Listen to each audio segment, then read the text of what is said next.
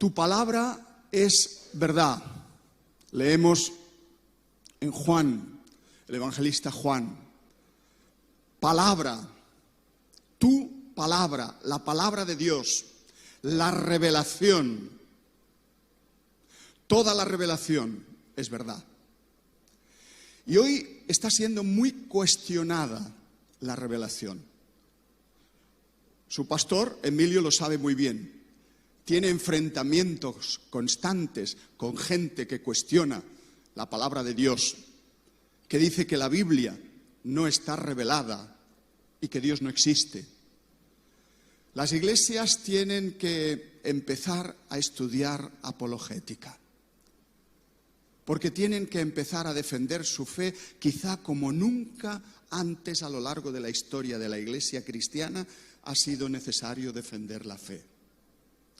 Por eso, en esta tarde me gustaría hablarles de este libro. Es un libro muy viejo, es un libro clásico que muchos conocerán. La Biblia tenía razón.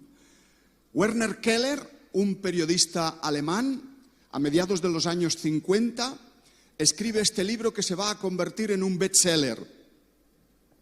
Pero un bestseller que se va a traducir a numerosos idiomas, más de 20 millones de copias. Y lo que explica este libro son pruebas arqueológicas, pruebas que han desenterrado ciudades, monumentos, ruinas, objetos que demuestran la veracidad de la Biblia, que la Biblia no miente. Más de 53 ciudades citadas en la Escritura y que los escépticos ponían en duda, fueron halladas tal como están en el libro de los Hechos. Y pensaban que no existían, pero la arqueología las descubrió y la destapó. Este libro habla de eso, de la historia de los patriarcas, de la historia de Moisés, del desierto, de los faraones, de todas estas cuestiones. Y yo he robado a este libro su título para hablarles no de arqueología, sino de verdades escritas en la palabra de Dios que no fueron descubiertas por la ciencia moderna hasta cientos o miles de años después.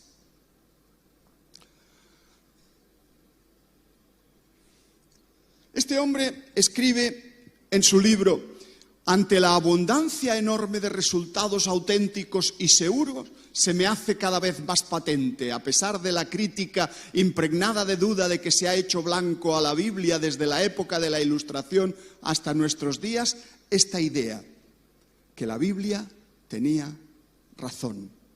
Esto es lo que él escribe y vamos a ver cuáles son estos detalles sorprendentes. ¿Cómo podían saber los autores bíblicos cosas que no se conocían en su época, que la gente común no entendía? Y ellos dijeron esas cosas, esas afirmaciones, quizá muchas veces sin comprenderlas ellos mismos, pero que luego la ciencia, años más tarde, ha podido corroborar. La probabilidad de que estas nociones científicas ocurrieran por casualidad es tan insignificante que caen fuera de la razón humana. Y es que la Biblia es un libro misterioso. La Biblia es un libro que conviene leer, que conviene escudriñar, porque dice cosas no solo que afectan al ser humano, a la moralidad del ser humano, a la espiritualidad humana. No solo la Biblia presenta el camino de la salvación, sino que la Biblia dice verdades científicas que luego fueron también corroboradas. Fijaos, vamos a empezar por la primera, la cosmología. La Biblia dice que el universo empezó a existir, que el universo tuvo un principio. La primera frase de la Biblia es esa: en el principio creó Dios los cielos y la tierra. Y eso, como lo hemos leído tantas veces, nos parece una obviedad, ¿verdad? Pero es que cuando la Biblia dijo eso, cuando se escribieron esas palabras, todos los pueblos de alrededor de los hebreos, del pueblo hebreo, creían que el mundo era eterno, que el mundo no había tenido principio y que tampoco tendría fin. La palabra crear, bara, en hebreo, se refiere siempre a algo radicalmente nuevo que antes no existía. Bara solo se utiliza para aquellas cosas que aparecen por primera vez.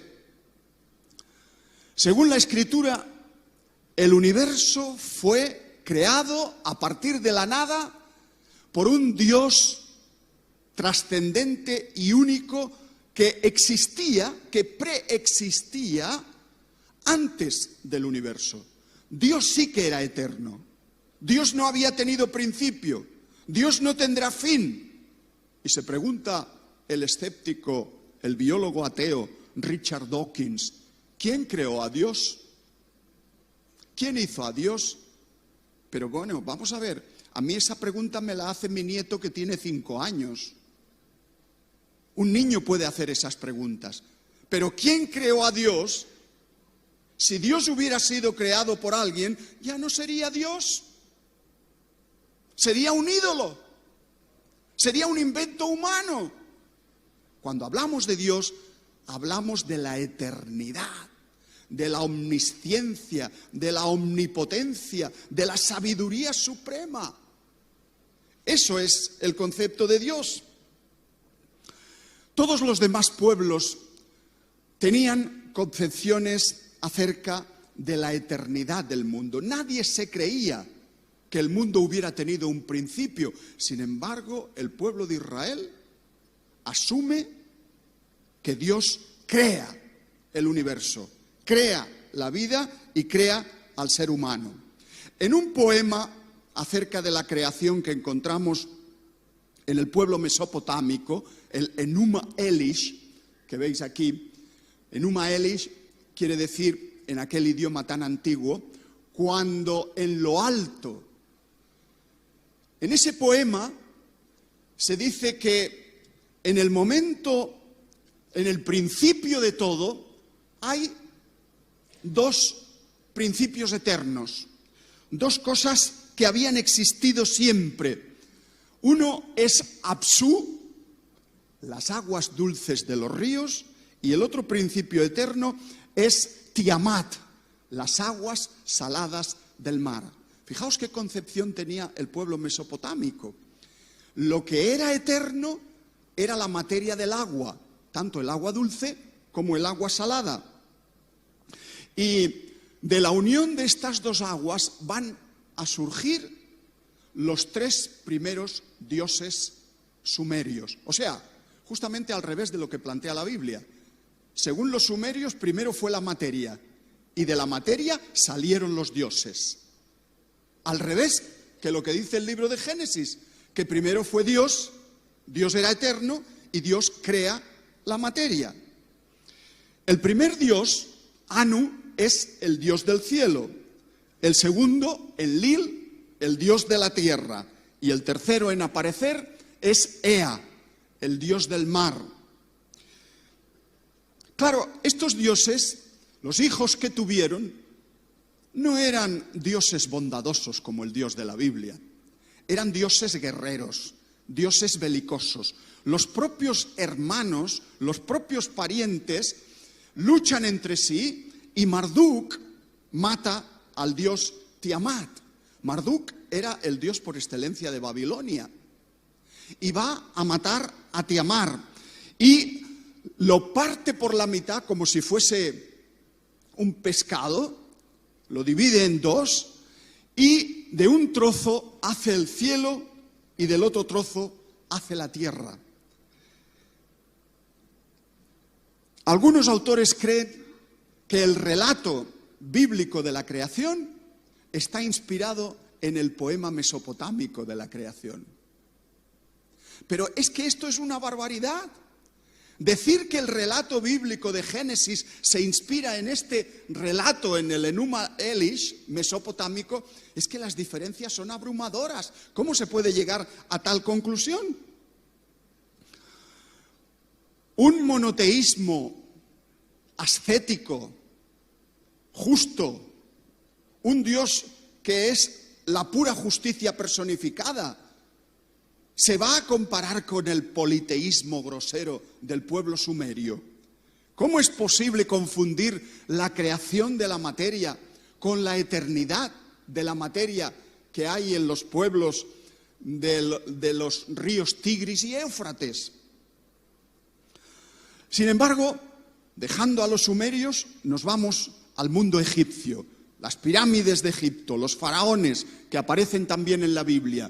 Pues la cosmología de Egipto creía también en la eternidad del mundo, a diferencia del relato de la Biblia.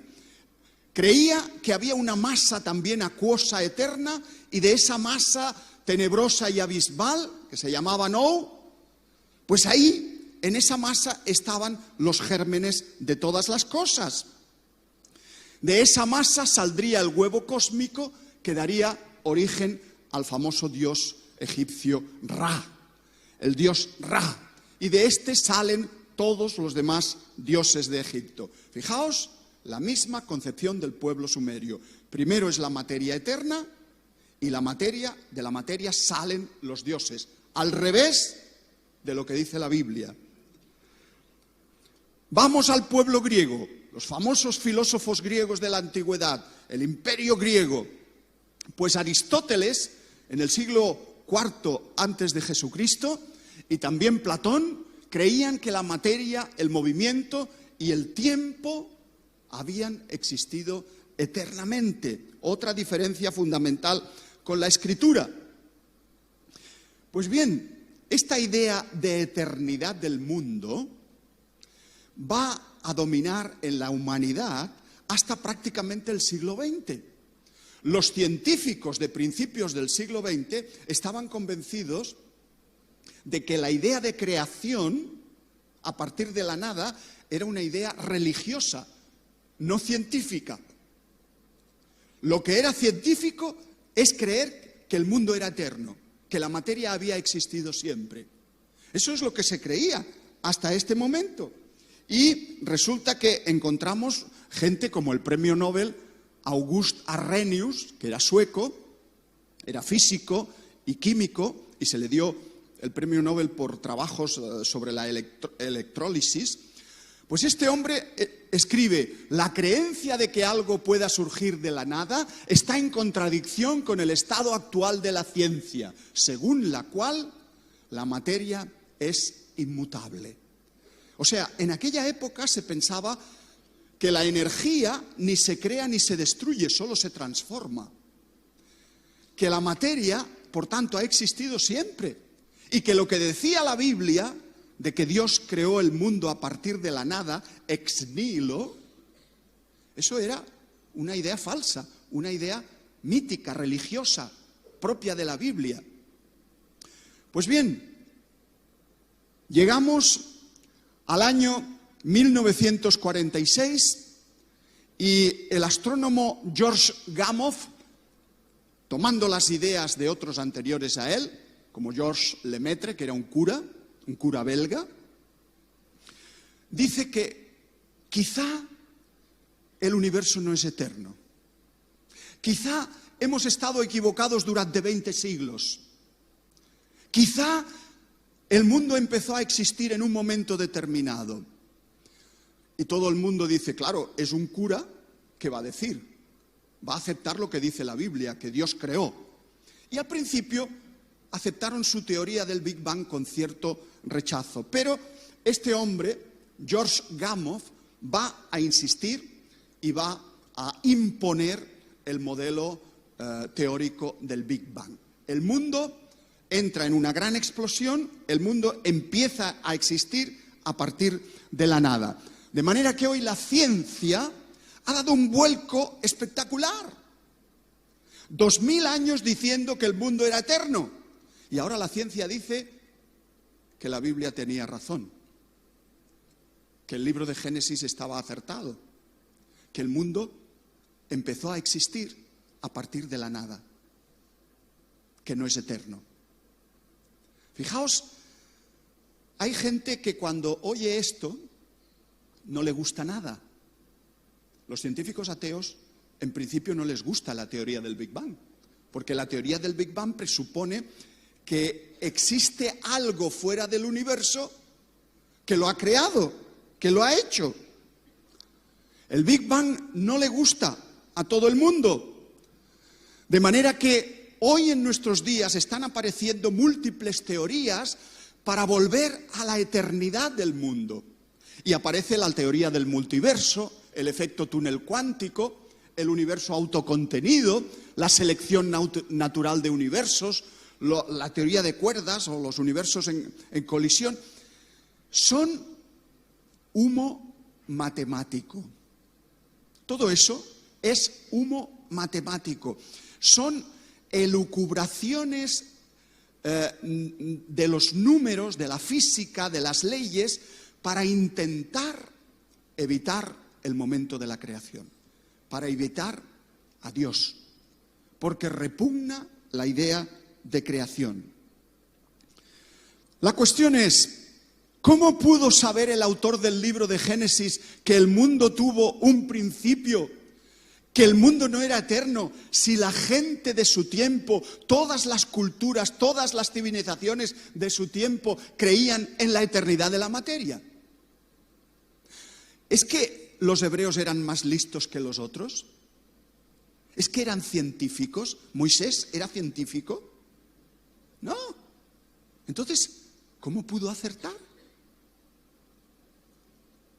¿Cómo pudo saber algo que la ciencia ha descubierto 2000 años después o 4000 años después? ¿Será que quizás hay un Dios que se lo reveló? ¿Será que la revelación de Dios es verdad? ¿Es real? ¿Será que la Biblia es un libro inspirado? Otro aspecto de la cosmología es que la Tierra es esférica, aunque todavía por ahí hay algunos que digan que no, que la Tierra es plana. Hoy todo el mundo, todos los científicos del mundo están de acuerdo en que la Tierra es esférica y que está suspendida en el espacio. ¿Os acordáis de estos versículos, verdad? Proverbios. Él está sentado sobre el círculo de la tierra, en Isaías, en Proverbios, cuando trazaba el círculo sobre la faz del abismo. Él extiende los cielos como una cortina, extiende el norte sobre vacío, cuelga la tierra sobre la nada. Estos textos tan antiguos, que fueron escritos cuando era imposible que la gente supiera que la Tierra era una esfera que flotaba en el espacio, en aquella época suponían una grave paradoja, porque todas las demás culturas, todas las demás civilizaciones no tenían estas concepciones. ¿Cómo podían saber los autores del Antiguo Testamento cosas que no fueron descubiertas hasta muchos años después? Ninguna civilización de la antigüedad creía que la Tierra era una esfera que flotaba en el espacio. Nadie pensaba eso. Algunos tenían ideas muy estrambóticas, pero es extraordinario comprobar cómo la Biblia registra la idea de expansión del universo, de que se está expandiendo, y la idea de que la Tierra es una esfera que flota en el espacio. Más de cosmología. Las estrellas del universo son incontables. Eso lo dice claramente la Biblia. De cierto te bendeciré y multiplicaré tu descendencia como las estrellas del cielo y como la arena que está a la orilla del mar. Y muchos dijeron, eso es una exageración. ¿Cómo las estrellas del cielo, la arena que está a la orilla del mar? Esto no puede ser cierto, porque antes de que se descubrieran los telescopios, a simple vista uno por la noche miraba el firmamento y como mucho podía contar 5.000 estrellas a simple vista. Sobre todo porque no había contaminación lumínica como hoy, que con las ciudades no podemos ver las estrellas. Pero en aquella época, que por la noche realmente el cielo estaba oscuro, a simple vista se podían contar como mucho 5.000 estrellas. Y uno pensaba, ¿pero cómo 5.000 estrellas si somos ya 500 millones de personas en el mundo, en el siglo XVII? Y se dudaba de estos versículos.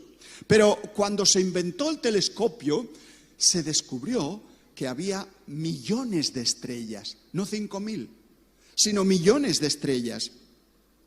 Hoy se cree que en el cosmos existen unos 100.000 millones de galaxias. Pero, ¿cuántas estrellas tiene una galaxia? Se cree que entre 100.000 millones y 400.000 millones. Si tiramos por la parte baja, si suponemos que solo son 100 millones, fijaos, si cada galaxia tiene 100 millones, resulta que en el universo podría haber 10 elevado a 22 estrellas, o sea, 10.000 trillones de estrellas. Esta cantidad es tan astronómica que no podemos llegar ni siquiera a imaginárnosla. ¿Pero qué son 10.000 trillones de estrellas? Pues el número de granos de arena que hay en todas las playas del mundo. 10.000 trillones de estrellas es aproximadamente el mismo número de granitos de arena que hay, no en una playa, sino en todas las playas del mundo, aproximadamente. Esto es algo que escapa a nuestra imaginación. Es increíble.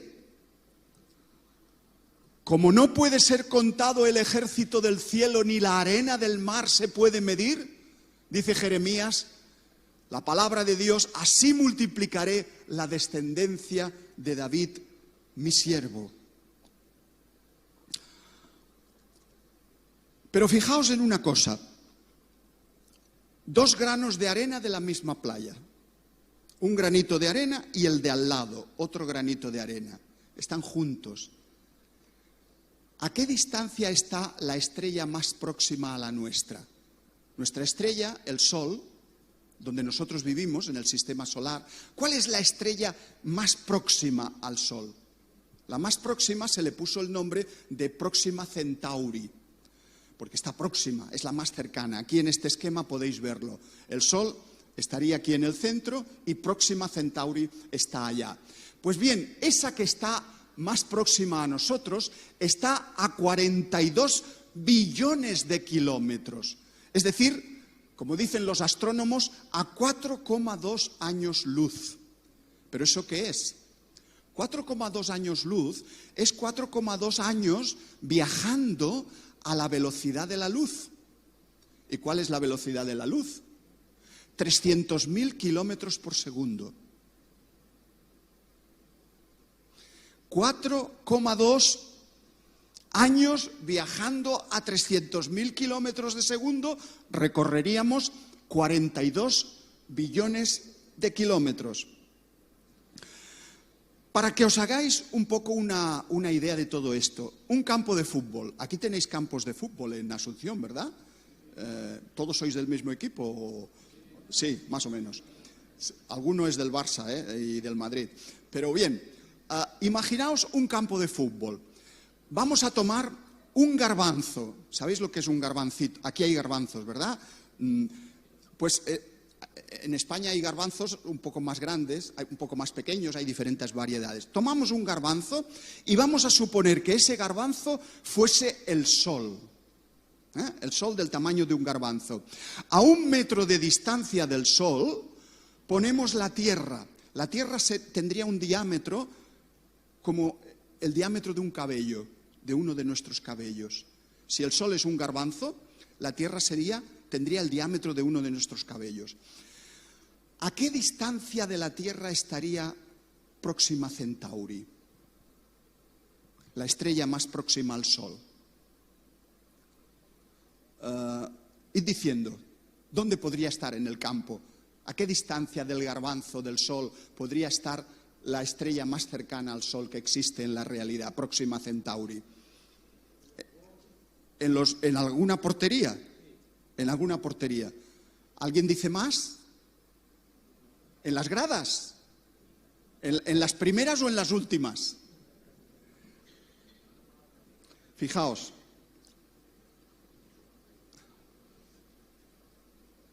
¿A qué distancia estaría Próxima Centauri?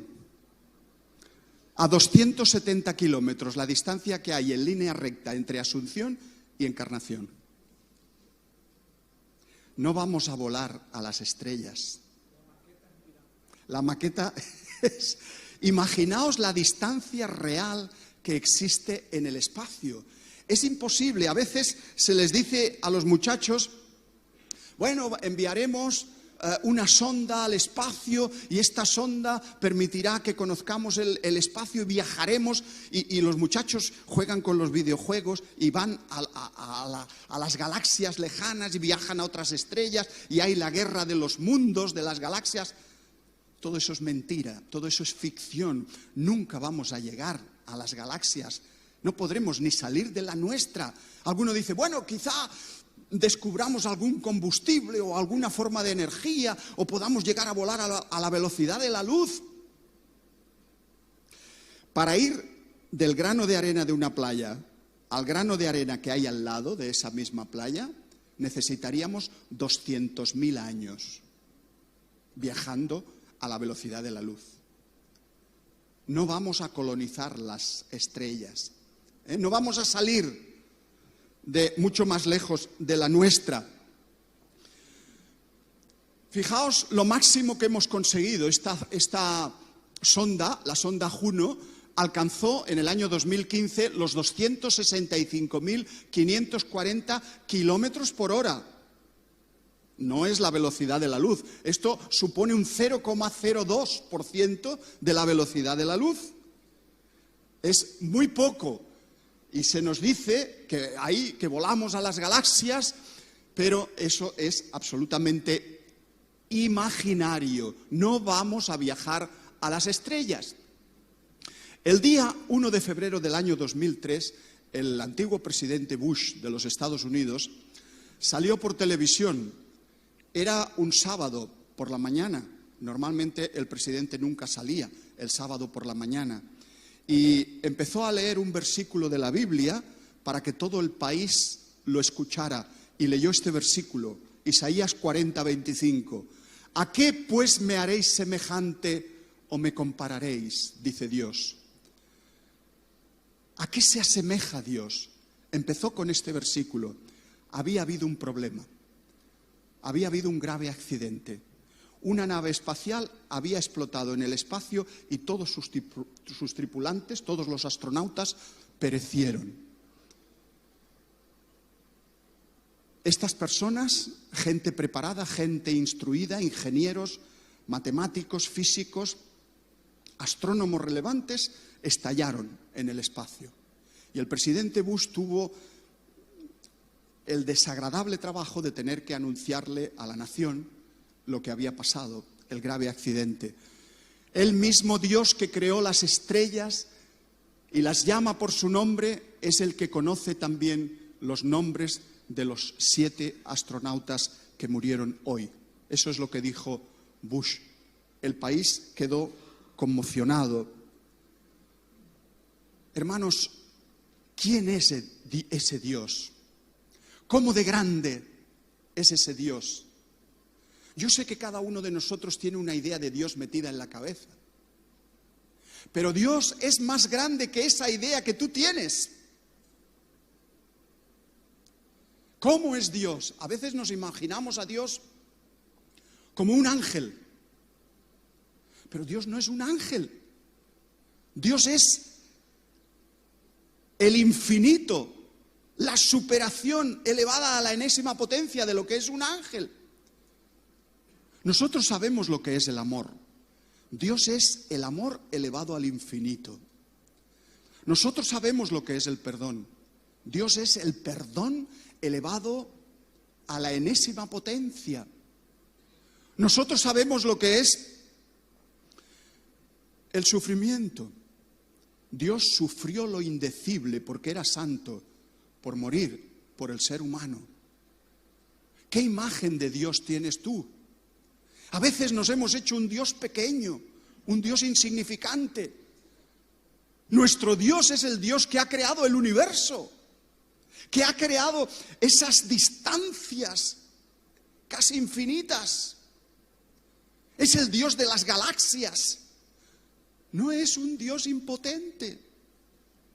No es un Dios cobarde. No es un Dios que tenga miedo de los escépticos, de los ateos. Es el Dios de poder. Cualquier imagen que nosotros podamos formarnos de Dios es una imagen que se queda pequeña. Es Dios lo mejor, pero elevado al infinito. Y dice la Escritura, los cielos cuentan la gloria de Dios y el firmamento anuncia la obra de sus manos. Podemos saber que hay un Dios simplemente por la noche levantando los ojos al firmamento. Viendo las estrellas podemos saber que hay un Dios. Otro asunto, la física. El aire pesa. El aire tiene peso. Pero eso no se supo, la ciencia no lo descubrió hasta el siglo XVII. Hasta el siglo XVII se pensaba que el aire no tenía peso.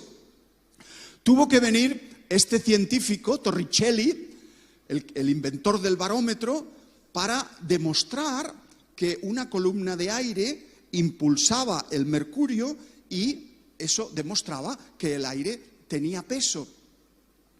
Sin embargo, fijaos, él hizo todo su experimento y después se vio que la presión atmosférica, esa realidad que existía, ya estaba escrita en la Biblia muchos años antes. Dice, ¿dónde pues vendrá la sabiduría? ¿Y dónde está el lugar de la inteligencia? Dios entiende el camino de ella y conoce su lugar, porque Él mira hasta los fines de la tierra y ve cuánto hay bajo los cielos. Al dar peso al viento, nadie creyó que el viento pesaba, que el aire pesaba, y poner las aguas por medida. Pero la Biblia ya lo decía mucho tiempo antes. ¿Es que acaso Job era también físico como Torricelli del siglo XVII y XVIII? ¿O acaso Dios habló con Job y se lo manifestó de alguna manera? La tierra envejece y aumenta el desorden. Fijaos que la segunda ley de la termodinámica habla del aumento de la entropía. Eso quiere decir que a medida que el mundo evoluciona, se genera desorden, las cosas se desordenan. Si nosotros construimos una casa perfecta hoy, dentro de 100 años, si no la hemos reparado, si no la hemos ido arreglando poco a poco, esa casa estará casi destruida, agrietada, sin pintura, desconchada, ¿verdad? Eso es la entropía. La entropía es que las cosas envejecen, se estropean. Es lo que dice, lo que descubrió Clausius ya en el siglo XIX, en 1859. Pues bien, cuando acudimos a la Biblia, encontramos textos como este, que demuestran que las cosas envejecen, que las cosas pierden energía y ganan más desorden. Desde el principio tú fundaste la tierra y los cielos son obra de tus manos. Ellos perecerán, mas tú permanecerás. Y todos ellos, como una vestidura, se envejecerán. Esta idea fue retomada por la ciencia y hoy se conoce como la segunda ley de la termodinámica. La tierra se envejecerá como ropa de vestir, vuelve a decir Isaías. La tierra se envejecerá como ropa de vestir. El ciclo hidrológico del agua, ¿qué es eso? Bueno, nosotros sabemos que el agua de los mares, Cuando el sol la calienta, se evapora y forma las nubes. El viento arrastra las nubes, chocan con las montañas, las nubes se transforman en lluvia o en nieve o en granizo y eso forma los torrentes, los ríos, que como decía Jorge Manrique, van a parar al mar, donde es el morir, ¿verdad? Ese ciclo hidrológico del agua no se descubrió hasta muchos años más tarde. Los hombres en aquella época tenían concepciones muy diferentes del ciclo del agua. Hasta el siglo XVIII se pensaba que el agua de los océanos y de los mares se filtraba por las capas de la tierra y llegaba a unas cuevas, a unas cavidades subterráneas, pero como estaban tan profundas, el calor del magma, el fuego interno de la tierra, calentaba ese agua y el agua ascendía por las grietas como agua caliente, el vapor de agua, subía hasta las cumbres de las montañas y por eso allí surgían las fuentes que eran las que daban los ríos. O sea, el ciclo hidrológico del agua se concebía justamente al revés de cómo es en la realidad. Esa era la idea que había hasta el siglo XVIII. Sin embargo, este hombre, Pierre Perrault, en su libro sobre el origen de las fuentes, explicó bien por primera vez el ciclo del agua. Tuvieron que pasar muchos siglos para que esto ocurriera, pero ya en el libro de Eclesiastés leíamos: los ríos van al mar y el mar no se llena. Al lugar de donde los ríos vinieron, allí vuelven para correr de nuevo. Y en Job, él atrae las gotas de las aguas. Fijaos, Dios atrae las gotas de las aguas que forman las nubes al transformarse en vapor, en lluvia, la cual destilan las nubes, goteando en abundancia sobre los hombres. Pero ¿quién era Job? ¿Qué clase de científico era Job? Job es el libro más antiguo de la Biblia. Probablemente se escribió antes que el libro de Génesis. ¿Cómo podía saber Job todas estas cosas? Las corrientes en los océanos no se descubrieron hasta muchos años después de haber sido escrita la Biblia. Por ejemplo, fue este marino norteamericano, un oceanógrafo en el siglo XIX, Matthew Fontaine Maury, que se fijó en algunos versículos de la Biblia y dijo: a ver, ¿cómo podría yo ahorrar días de navegación si la Biblia dice que hay senderos en el mar? Si yo meto mi barco en un sendero, ¿llegaré a mi destino antes que si no lo meto?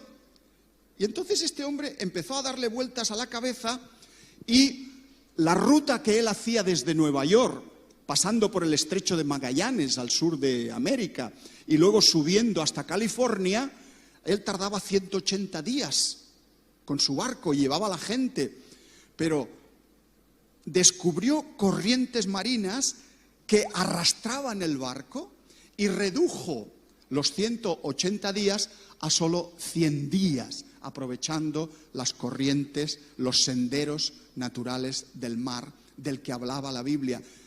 ¿Casualidad? ¿Es casualidad que los versículos de la Biblia digan esas cosas? Fijaos, así dice Jehová, el que abre camino en el mar y senda en las aguas impetuosas. Las aves de los cielos y los peces del mar, dice el salmista, todo cuanto pasa por los senderos del mar. Hay muchos temas que se podrían tratar, por ejemplo, la biología, la definición de especie. ¿Cuándo se empezaron a clasificar los animales y las plantas en géneros, especies y familias? No fue hasta que llegó Linneo en el siglo XVIII. Este hombre, Carlos Linneo, inventó un método que se llama la nomenclatura binomial para clasificar todos los animales. Les puso dos nombres. Nosotros somos Homo sapiens. La paloma es Columba livia. El toro es Bos taurus. El cerdo es Sus scrofa. Este hombre puso este método, la nomenclatura binomial, para poder clasificar la cantidad de animales y plantas que hay en el mundo. Sin embargo, eso que llegó años más tarde, fijaos que en la Biblia se habla de géneros y de especies. Y creó Dios todo ser viviente que se mueve, que las aguas produjeron según su género y toda ave alada según su especie. Y vio Dios que era bueno. Ahora bien, la palabra género y especie del libro de Génesis es la misma cosa que el género y la especie que inventó Linneo en el siglo XVII. Probablemente no. Probablemente son términos distintos y es muy posible que la Biblia se refiera a otra cosa que al género y la especie. Quizá la Biblia se refiera al tipo de organización fundamental del cual pueden surgir después diferentes géneros y diferentes especies. Pero la Biblia ya lo contenía. El vuelo de las aves. También el vuelo de las aves, sobre todo el vuelo de las águilas, es muy significativo. Dice, pero los que esperan en Jehová tendrán nuevas fuerzas, levantarán alas como las águilas, correrán y no se cansarán, caminarán y no se fatigarán. Podemos leer en el libro de Isaías. Algunos se burlaron de este versículo y dijeron, pero qué tontería, ¿cómo que las águilas no se cansan? ¿Cómo que las águilas pueden llegar a renovar sus fuerzas? En 1971 se descubrieron en los extremos de las alas de las águilas unas ranuras, las últimas plumas están como separadas, porque generan unos vórtices, unos remolinos de aire cuando vuelan, que disminuyen el rozamiento y facilitan el vuelo de estos animales. Pero vamos a ver cómo se podía saber en el Antiguo Testamento cosas que ha descubierto la aerodinámica en nuestros días. Esto ha sido algo muy curioso. Estas ranuras reducen la fricción del aire, permitiendo que puedan desplazarse durante kilómetros y kilómetros sin mover las alas, planeando, sin cansarse. Muchas compañías aéreas hoy han tomado ese diseño de las águilas y de otras aves rapaces y han doblado el extremo de las alas de sus aviones porque gastan menos combustible. ¿No es sorprendente todo esto? Alguien dice, no, es que la Biblia fue un libro inventado por los hombres, fue una leyenda, lo escribieron los hombres, no es un libro de Dios, no es un libro revelado por Dios. Queremos pruebas. Ahí están las pruebas. Solo hay que leer la Biblia. No se pueden tener pruebas si no se lee nunca la Biblia. Mucha gente habla de la Biblia y nunca se la ha leído. ¿Qué hay en relación a la medicina, en relación al cuerpo humano? Sabemos que todos los elementos químicos que hay en el ser humano, el carbono, el hidrógeno, el nitrógeno, el fósforo, el calcio, el hierro, todos los elementos químicos que constituyen las moléculas, las células de nuestro cuerpo, están también en la Tierra.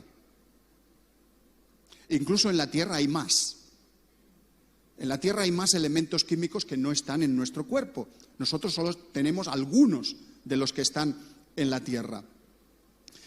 Entonces Jehová Dios formó al hombre del polvo de la tierra y sopló en su nariz aliento de vida y fue el hombre un ser viviente.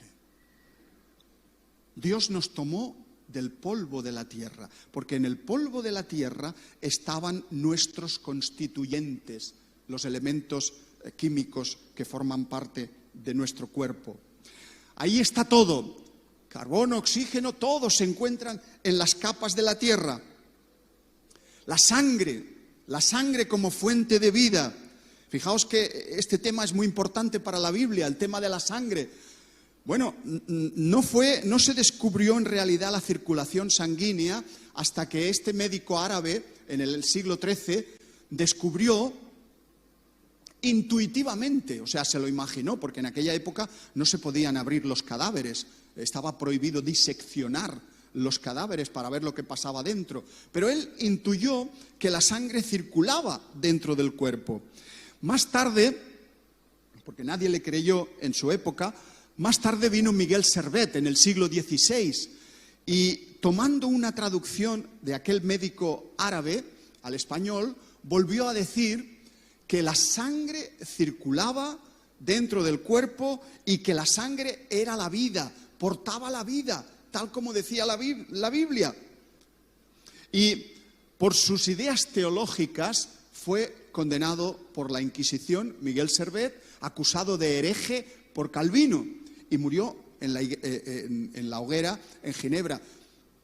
Murió porque le acusó Calvino, pero es que la Inquisición española ya le venía buscando también para matarlo, porque él no era porque decía que la sangre circulaba, lo buscaban porque era antitrinitario, no creía en la Trinidad, no creía que Dios fuese Padre, Hijo y Espíritu Santo, y eso era muy grave en aquella época. 1500 años antes de Cristo en Levítico se escribió: porque la vida de la carne en la sangre está. A pesar de esto, durante siglos muchos médicos sacaban sangre a sus pacientes creyendo que así eliminaban los venenos del cuerpo. Se cree que George Washington murió precisamente por la cantidad de sangrías que le hicieron los médicos. Posiblemente si no le hubieran hecho tantas sangrías, no hubiera muerto. Medidas bíblicas adelantadas a su tiempo: cuarentena, esterilización, circuncisión, están en la Biblia. Lavarse con agua corriente en una época en que no se conocían los microbios. Ya la Biblia decía que había que lavarse si se tocaban cadáveres. Pero bueno, si nadie sabía lo que era un microbio, lo que era una bacteria infecciosa que nos podía matar, ¿por qué había que lavarse las manos? Porque lo decía la Biblia. ¿Y por qué lo decía la Biblia? Porque la Biblia la escribió Dios a través de los hombres. Esa es la cuestión. Temas como el uso de plantas medicinales o también contra el estrés, usar el vino como medida terapéutica, etcétera, etcétera. Alimentos peligrosos que no se deben comer. Conclusión: la palabra de Dios es verdad. Cuando digo el vino como medida terapéutica, quiero decir una cucharadita de vino. Tengo un amigo psiquiatra cristiano en España, el doctor Campá, que dice: el vino cura, pero una cucharadita nada más, no una botella. De manera que, como escribe el evangelista Juan, tu palabra es verdad. La palabra de Dios es verdad. Y hermanos, tenemos muchos motivos para pensar que la palabra de Dios, a pesar de haber sido escrita por seres humanos, es la palabra verdadera. De manera que esas razones convergen hacia la misma encrucijada. La palabra de Dios apunta hacia la verdad suprema. Yo soy el camino, la verdad y la vida. Jesús es la verdad. La Biblia apunta hacia Jesucristo. Jesús es el creador. Jesús estaba creando el mundo y Jesús murió por el ser humano caído de ese mundo. Toda la Biblia gira en torno a la persona de Jesucristo. Y aquel Verbo fue hecho carne y habitó entre nosotros y vimos su gloria, gloria como del unigénito del Padre, lleno de gracia y de verdad.